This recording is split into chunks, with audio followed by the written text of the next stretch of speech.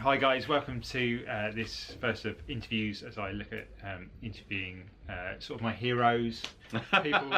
As I was starting out in my sort of calligraphy journey, I would view their videos and what they were doing, look at their feeds on Instagram and places like that, and just sort of interview them and just look at their process and advice for someone wanting to start off in this this craft. So, Paul, this is Paul Antonio, by the way. Hi everyone. So how did you get started in calligraphy? What was... So, it's funny, I said to Margaret today, I really don't want to answer this question anymore. I've answered it so many times. And I started when I was about 9, so I was quite young, and you know, children with OCD are brilliant children when you find something that you can latch on to, but if you don't, then it's a problem. So those of you who have children, good luck. But I was really lucky that I found this, and I was able to practice with it, and that I was quite good at it. And I've even seen some of my old practice that my mother still has, and I was quite shocked at how concerted and how accurate the practice was. I'm a quarter Chinese, and obviously, you know, calligraphy runs in my blood because Chinese use calligraphy quite for their writing systems, for their meditation. So having something that resonates with me was really useful, and being able to practice long and hard and just sort of stick with it was helpful. And so that's how I sort of got into it. My brother and I would trace typefaces and draw them, and you know, I sort of stumbled across an old English font, and then I figured out how to write it using a calligraphy book. And then I came to the UK and studied at Reading on their type history course. Okay. And then I studied at Reigate, studying calligraphy, gilding and heraldic painting. Wow. And then I went on to Birkbeck to study Arabic calligraphy, English paleography, manuscript reading from 600 to 1600, and archaeological illustration, which sent me to Egypt to draw hieroglyphs for the Metropolitan. Wow. So my life's all centered around writing in different languages, in different scripts, lots of different things. So for someone who's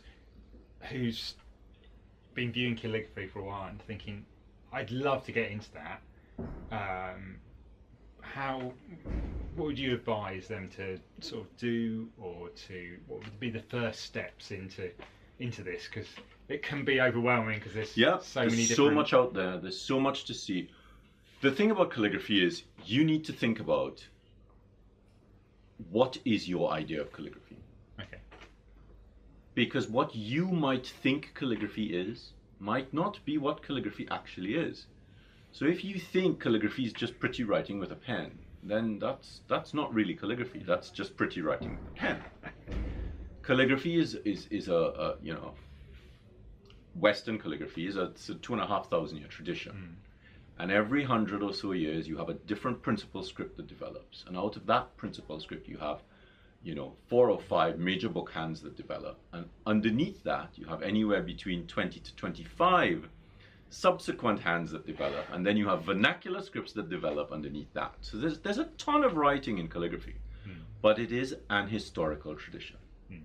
So knowing what you're going to do is important. Now, this is where the distinction then comes between traditional calligraphy and modern calligraphy. Modern calligraphy is not contemporary calligraphy. Okay. So contemporary calligraphy is calligraphy that, you know, where the letter forms are based on historical scripts, and you are using a non-traditional tool to produce a non-traditional letter, like a ruling pen. Modern calligraphy is different from both those in that it is a more idiosyncratic script, which is not as confined or not as structured as traditional calligraphy. So there are 3 sort of areas to consider. Of course, the next thing to consider is, what do you want to learn? Because if you say you want to learn calligraphy, well, which script do you want to learn? So choosing the script is really important, because once you've chosen the script, you can then decide which tools you need. So for instance, if you want to learn modern calligraphy, modern brush calligraphy, which type of brush are you going to choose? So you have 2 types of brushes. You have a filamented brush and a spongy tip brush. But if you want to learn something like copperplate, whose copperplate script are you learning? So finding the right exemplar and the right script and the right tools are really important in helping you to achieve your goal. Don't pick a script that you don't like. Okay, yeah, it'll make it hard work. Well, you just don't want to do it, and it feels like a chore. You know, I'm writing this manual on copperplate script, and in the manual, I've realized that you have to give people the option. So in the manual, I've said, either choose the majuscules to start with or the minuscules. Which one do you like? Because if you don't like the minuscules, don't start with them. But if you love the majuscules and you start with them, you're investing your love into the work. So you need to sort of decide, choose a script you like. Of course, the next question is, where do you get the alphabets from? Because you have to get a good exemplar to work from. Otherwise, you're not actually looking at that script. So what is the script you are actually choosing? So it's, you know, I'll be honest with you, it's a real minefield out there now. There's a lot of information out there, and not all of it's good information. So, you know, finding a good exemplar to work from is a problem. As exemplars go, historically, when we study, one of the best ways to study is to actually go to an illuminated manuscript. So if you want to learn, let's say, an uncial script from the 6th century, well, look at the uncial scripts, type in uncials, but type in uncials and manuscript. So you get things like the Book of Kells, the Book of Durrow, the Lindisfarne Gospels, and you see what the script looks like historically. You don't want to be learning an exemplar from somebody who figured out the script in the way they see it. You want to look at the historical structure. So for you, for copperplate script, because I know you love copperplate. Yeah, I do like a bit of copperplate script. For copperplate script, you know, copperplate script, initially copperplate was called English Roundhand. It was started roughly around 1604. One of the principal proponents of the script was a guy called Lucas Maturo, who worked in the Papal Chancery in Avignon. And then there's Louis Bobador. And when the script comes to England, it starts to alter. So I call this a proto-English Roundhand. Because it's not really English Roundhand until it gets to England. And then it starts to change. And eventually it moves from a small left-oblique cut quill to a pointed flexible quill. And that's when it really turns into English Roundhand. So that happens around 1700. And the script changes every 25 years or so. You have different writing masters come up with different exemplars. So you have people like Snell, Shelley, Bickham, Senior and Junior, Milnes. There's like 400 writing masters who produce work, and their stuff's brilliant. Snedder, and I mean, it's just great. It's just so exciting. But the historical analysis is really critical. Because it doesn't make sense you learning a script from somebody else's exemplar. If you want to learn it from the historical. Thank you. That's really helpful, because I think we see something, we just want to do it in that style, but I think it's important to look at the history, and you know, and it's so steeped in history. It is as well. It is. And I think that's an important part, and something that I need to go and learn more about is the history, so it improves what I'm doing now. One last question: what's your favourite script, or what's your favourite style? Do you have a favourite style? Not anymore. You just enjoy the variety that you already do. Years and years ago, I remember clients saying to me, "Oh, I want to get this done," and I looked at the script and I thought, "Oh, I hate scripts from this period, which is the Art Nouveau period." My idea of writing is writing. When you write in real time. A lot of the scripts in the Art Nouveau period are constructed, so you have to build them up. And I didn't really like that. And then I started to do some research on this period and the writing of the period. And it dawned on me that if you don't like a script, it's probably because you're ignorant of its history. Because as soon as you start doing the history on that script and you start looking at it, it's amazing the depth of information that you come across, and then you appreciate it for what it is. So that really helped me to sort of come to terms with lots of scripts that I didn't really like. But now, you know, they're all wonderful things. But one of the scripts I was really attached to was, obviously, copperplate script, English roundhand, but it was rustics. Okay. So the Romans have this script paleographically referred to as Capitalis Actuaria, which is called rustics. And it is so beautiful, so elegant, and just an amazing hand, really phenomenal. When you see the Codex Palatinus and you see the script and the code, oh, it's just, wow. I'm just getting carried away, sorry.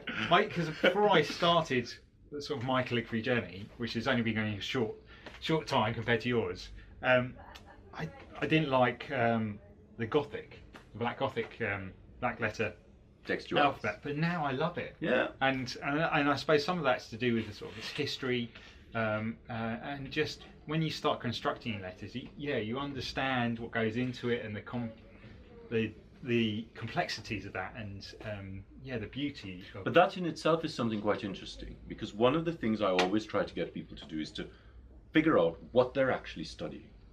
So you've just called it black letter Gothic. So the Gothic scripts are a family of scripts used across Europe in the Middle Ages.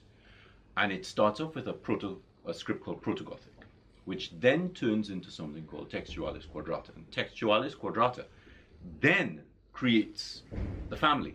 So you have Priscus, you have Barnard, Fraktur, Schwabacher, Flemish current script, and Textualis Rotunda. So even calling something Gothic or black letter, which script are you talking about? That's where I fall down. But you know, knowing what you're doing really helps you to work out what you are doing. Yeah. So it's getting the right terminology, getting the right script from which period, but also knowing which tools work. Like lots of people use an oblique holder to copperplate script with. Yeah. Well, I never use an oblique holder for copperplate, because historically it was done with a straight holder. An oblique holder really came into, it was only really invented for Spencerian script. Okay. So what I find is, especially because copperplate script and Spencerian script are so close in their shape and form and structure, but they're different enough to be a problem. So when I do Spencerian script, I use an oblique holder, because I know when I pick up an oblique holder, my brain will go Spencerian. I know when I pick up a straight holder, my brain will go copperplate. Okay. And it somehow helps to keep the letters separate. Yeah. And that's a really important consideration for scripts that are very similar to each other. So I always think, you know, what were they using at that point in time? Okay. What were the tools? How were they sitting? How were they thinking? How were they thinking rhythmically? Because of course, the way in which people thought was much slower in the Middle Ages than it would have been in the 18th century. So if you are thinking slower or thinking faster, then the writing would be a little bit faster in that period. Obviously not as fast as today. Yeah. But then, you know, you also have to consider, how is the tool making the mark on the page? When you're doing copperplate script, when you do the line of universal beauty, that downstroke, that swell stroke, when you tackle that first stroke, or the swell stroke is actually the I stroke. Yeah. When you do the line of universal beauty, when you're coming down on that stroke, you have to do it slower, because the tines have to spread. Because if you do it fast, the tines don't have time to spread, and the ink doesn't have time to fill the gap. So all of these things affect the way in which you work, and it's, you know, calligraphy is about writing slowly.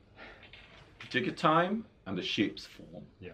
If you don't take your time, you don't have the time to help the shapes to form. So by letting the tools do what they do naturally, they will help you with the letters. Yeah. I mean, I could waffle on about this forever, so yeah. Right. Thank you very much. But really let me just do a bit of copperplate for you. Oh, brilliant. Okay. Hope you found that useful, guys. I'm gonna video now. Paul doing some of his stuff.